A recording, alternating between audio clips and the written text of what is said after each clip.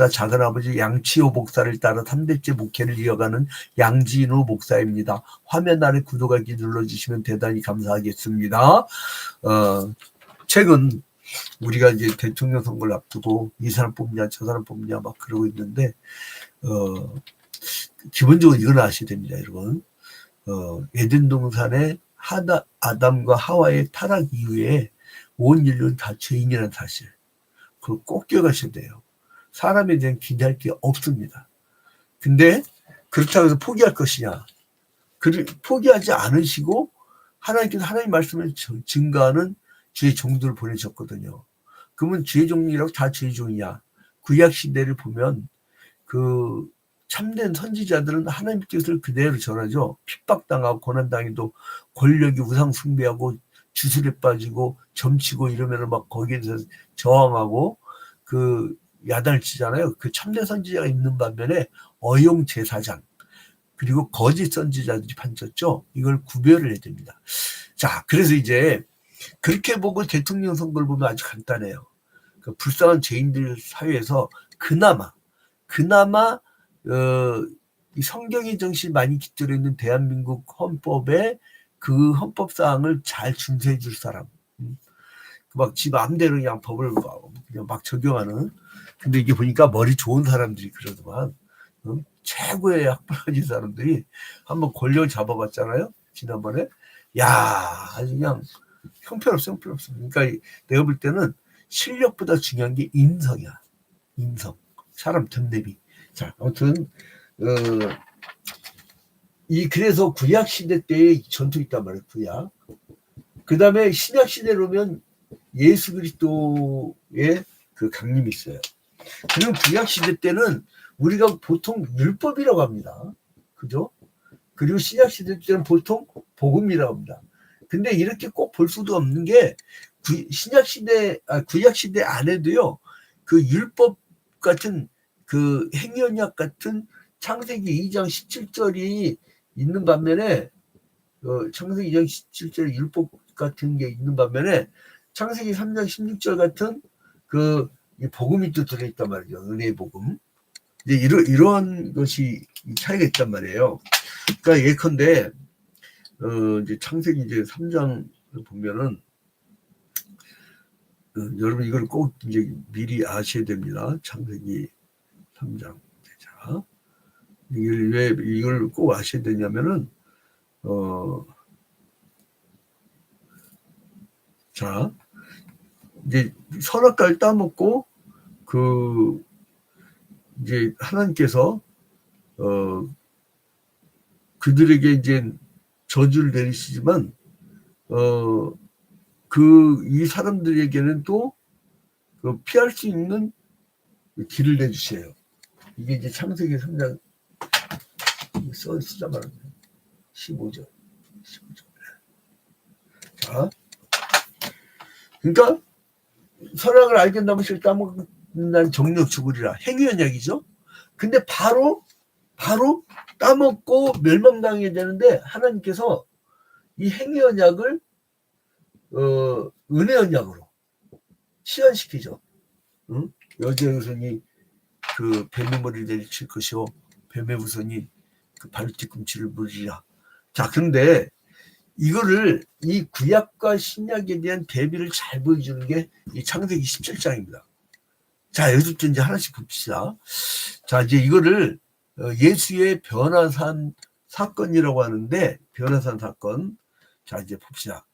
자, 여기 1절에 보니까 엿새 후에 이제 예수께서 이제 엿새 후에 이제 예수께서 이제 이 변화산상에 올라가는데, 이제 이 예수 그리스도께서 이 세 제자만 데리고 올라가시는 거죠. 베드로, 야고보, 요한. 근데 이제 여기에서 엿새 후에 이건 뭡니까? 언제부터 엿새 후에요? 예수님이 자기가 십자가에 죽었다가 사흘 만에 다시 살아날 것. 그래서 이제 십자가 죽는다고 했는데 베드로가 아니래 뭐냐 그러죠. 그러니까 사탄아 물러가라 그랬잖아요. 베드로가 갑자기 이 반석에 교회를 세우리라는 칭찬을 받고 바로 그냥 직후에 그 사탄이라는 소리를 들 정도로 사람이 이렇게 유한합니다. 실수가 말해 말 한마디로 세상을 뒤집었잖아요. 온 세상이 조용하게 잘 지내다가도 누가 딱 텔레비 나왔고 비상계엄령을 선포합니다. 그럼 이제 피반해야 되는 거죠. 노상황 스쳐 보니까 아주 그냥 줄줄이 죽일 생각했더만. 아무튼 간에 이제 예수께서 십자가에 죽어야 될 것을 말씀하셨는데 그때로부터 엿새 뒤에, 그게 엿새 뒤에요. 십자가는 이제 십자가에 죽어야 될 것을 말씀하시고 엿새 뒤에, 엿새 후에, 그리고 베드로와 요한, 야고보 이 세 제자만 데리고 다녔어요. 그러니까 이게 뭐냐면 12명이 제자가 있었을 또 그 중에 수제자가 있어요. 마치 교회에 보면 재직들이 있잖아요. 직원들이라고 하죠.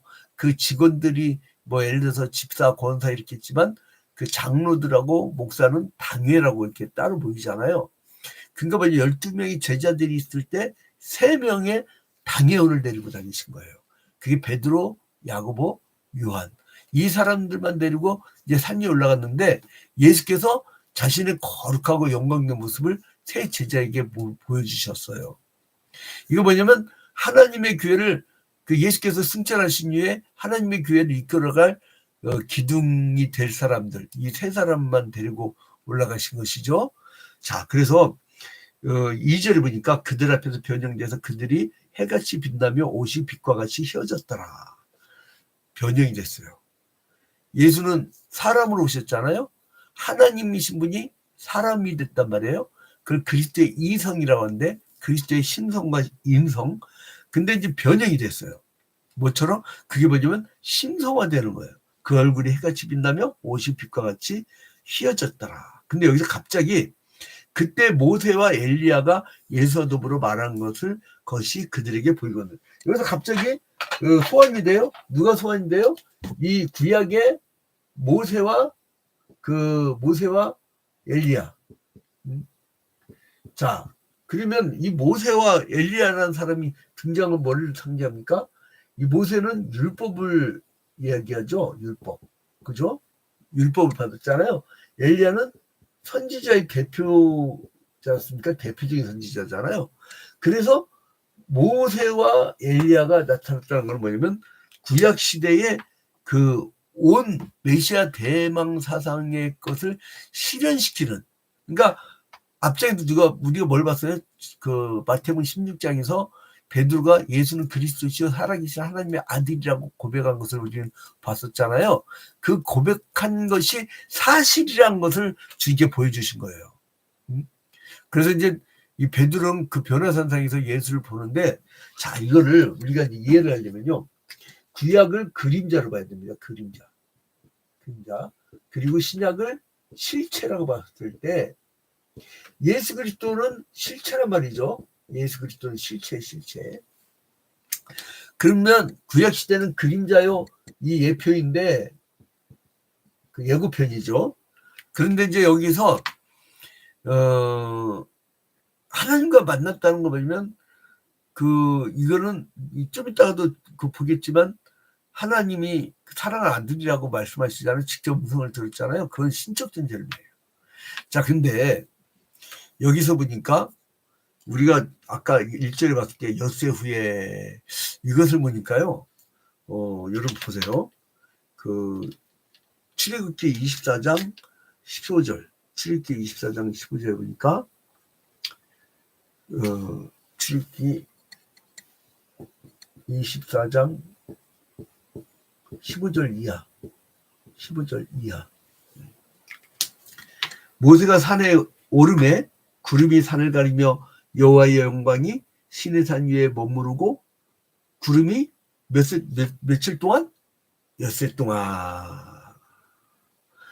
동안 산을 가리더니 7째 날에 여호와께서 구름 가운데 모세를 부르시니라.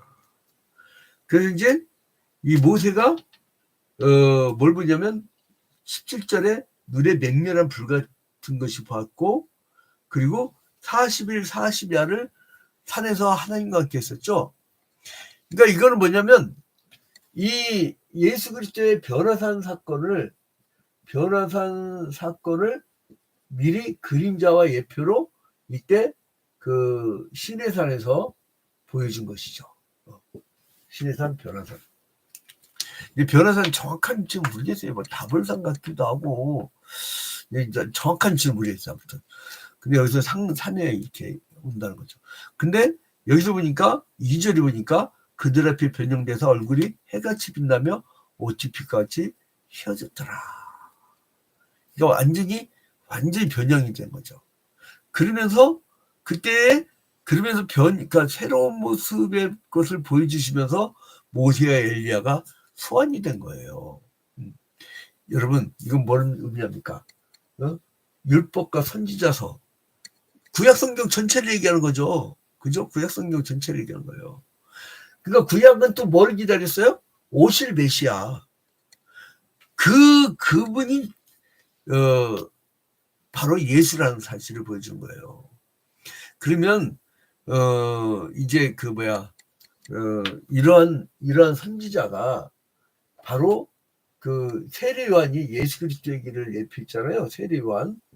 이 세례 요한의 모습을 그려낸 것이죠. 자, 여러분 봐봐요. 어디를 보시냐면 신명기 18장 15절. 신명기 18장 15절. 신명기 18장 15절에 보면, 자, 신명기 18장 15절. 네. 여기 보면 네 하나님 여호와께서 너희 가운데 내 형제 중에 너를 위하여 나와 같은 선지자 하나를 일으키리니 너희는 그의 말을 들을지어다. 여기서 이거는 모세를 묘하는 건데, 근데 이 모세를 나 같은 선지자 하나를 일으키리니까 이 모세가 후에 이 모세가 얘기했던 것이 후에 나중에는 세례 요한으로 하나를 세울 것이란 거예요. 그러니까 이게 무려 한 1500년 전에 이 사건을 예언한 거죠. 모세와 같이 선지자 하나를 세울 것이다. 그 선지자는 누구예요? 구약의 마지막 선지자 세례 요한. 이거를 의미한 것이죠. 이렇게 하면 성경이 아주 쉽게 이제 풀립니다. 자, 그래서 그리고 또 여기서 또 증명하는 게 있어요. 이 세례 요한이 마지막 선지자 엘리야인 줄 아니라는 구절이라는데, 이것도 말라기서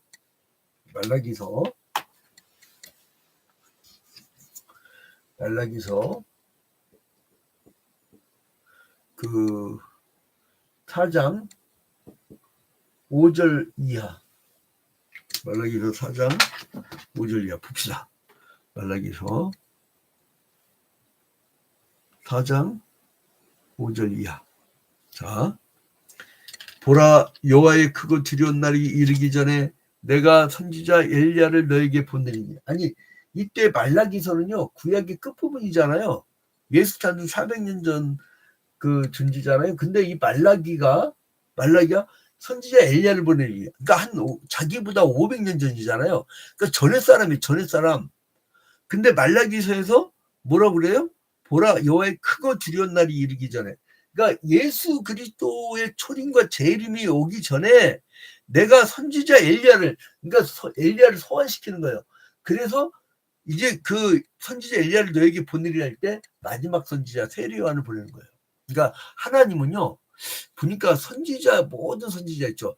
이사야, 예레미야, 에스겔, 다니엘, 호세아, 요엘, 아모스, 요나, 미가, 나움, 하박국, 스바냐, 스가랴, 학개, 말라기, 이제 이런 선지자들 있잖아요. 요 선지자들을 하나로 통으로 보는 것 같아. 그래서 아모스 선지자, 미가 선지자처럼 저 시골에서 변방에서 아주 초라한 모습으로 연한 사람이 있는 반면에 포로로 끌려갖고 에스겔 선지자처럼 그발강가에서 한 천막촌에 살던 불쌍한 사람이 도 있는 반면에 이사야 선지자처럼 궁중에서만 지냈던, 궁중에서 외쳤던 선지자도 있단 말이에요. 그러니까 빈부 귀천을 초월해 갖고 하나님을 통으로 보는 거예요. 그러니까 오늘날은 뭐예요? 우리가 모두 다 왕 같은 제사장들이잖아요. 그걸 만인 제사장들이라고 하잖아요. 우리 개신교에서는.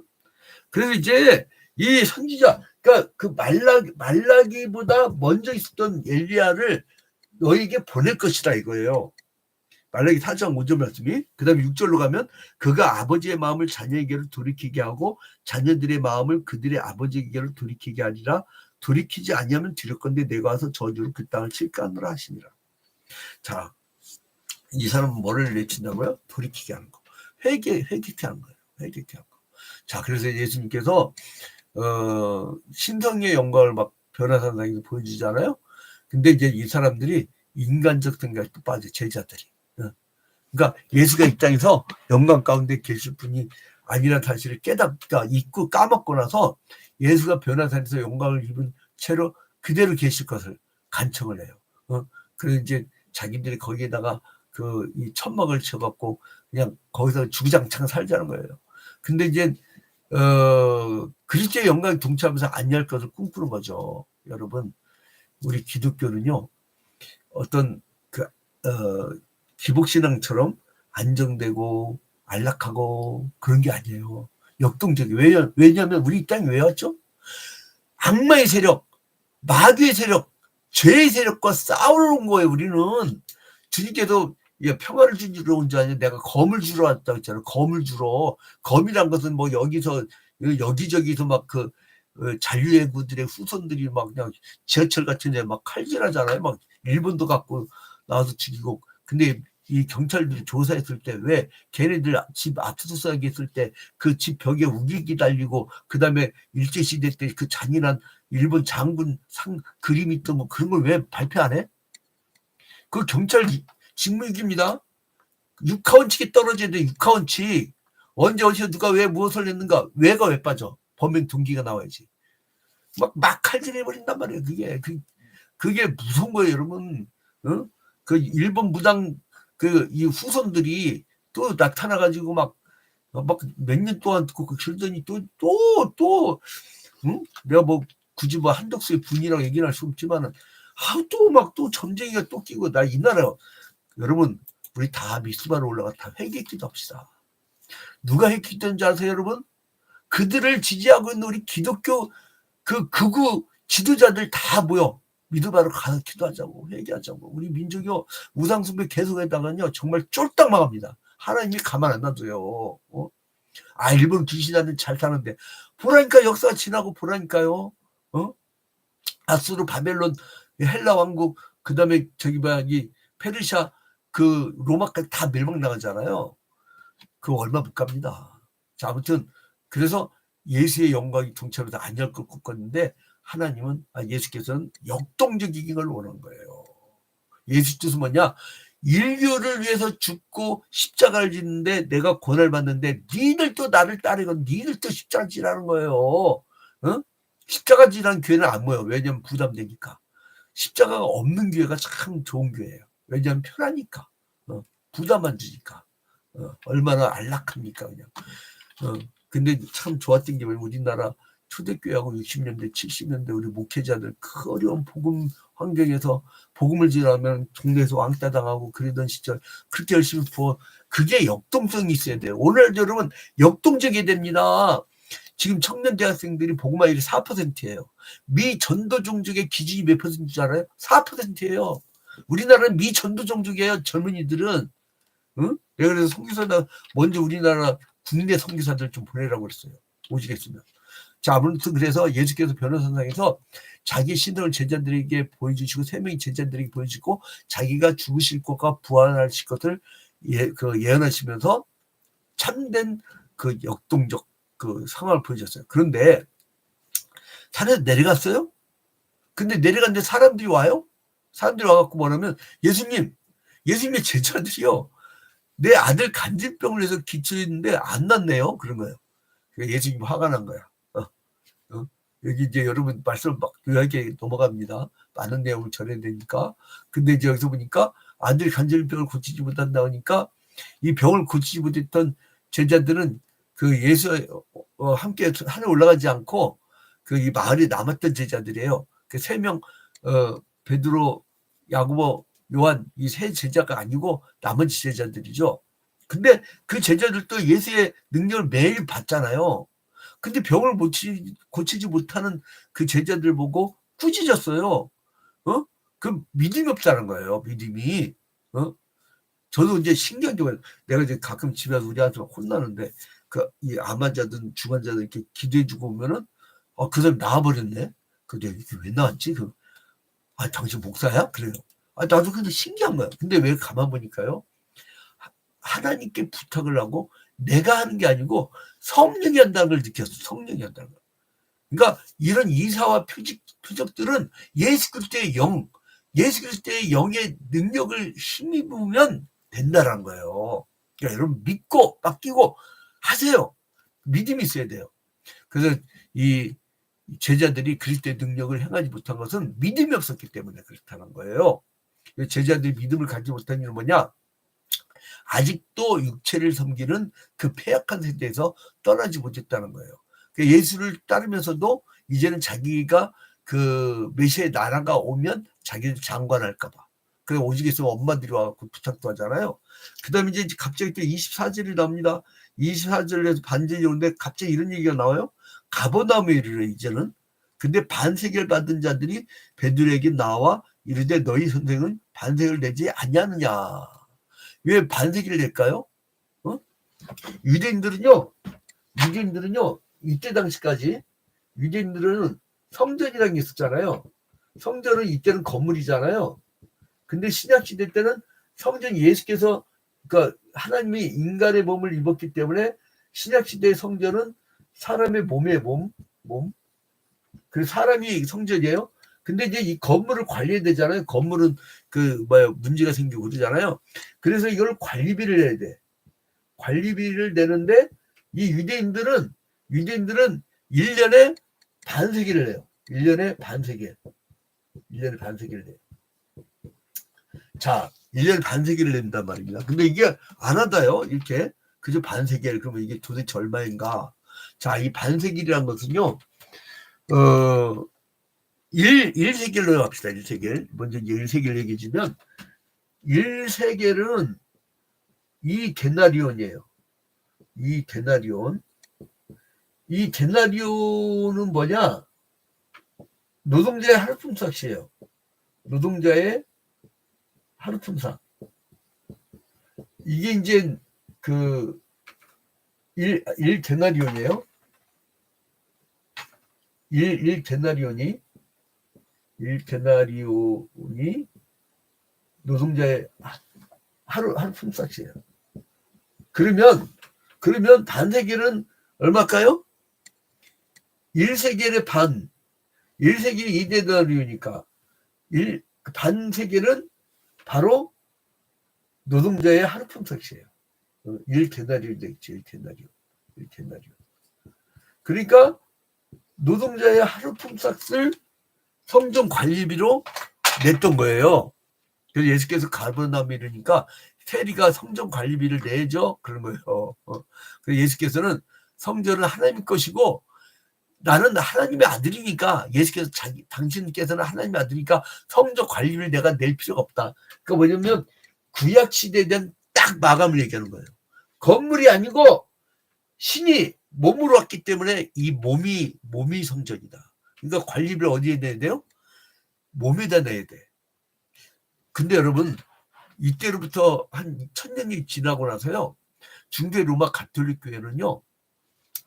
그 성전 건축 헌금을 거두려고 면접을 팔아. 그 면접을 팔아가지고 그걸 돈을 긁는데 그러니까 예수께서 마감시킨 것을 지들은 복구시켜버렸어. 건물이 아니라고 했잖아요.